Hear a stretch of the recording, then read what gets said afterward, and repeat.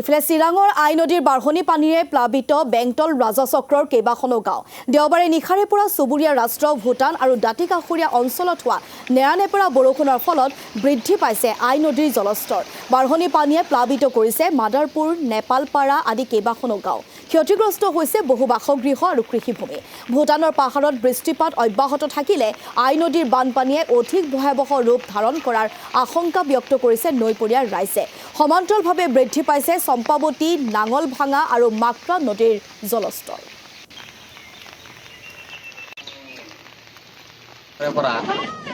নেৰানেপেৰা বৰষুণৰ ফলত ভূটানে পৰা নামি অহা পানীয়ে আই নদীয়ে ভয়াৱহ বানপানীৰ সৃষ্টি কৰিছে। আজি আমাৰ মাদাৰপুৰ ঘৰে ঘৰে বানপানী সোমাইছে। আপোনালোকে চাব পাৰে প্ৰত্যেক ঘৰে ঘৰে বানপানী হৈছে। গতিকে চৰকাৰক আমি অনুৰোধ কৰিছোঁ যাতে কিবা এটা ৰাজ্য সহায় কৰিব বুলি আমি আশা কৰিছোঁ আৰু বানপানীৰ পৰা ৰক্ষা পাবলৈ পাৰ্ক বাহিনীৰ ব্যৱস্থা কৰিবলৈ দাবী বিডিচি তথা অসম চৰকাৰক দাবী জনাইছোঁ।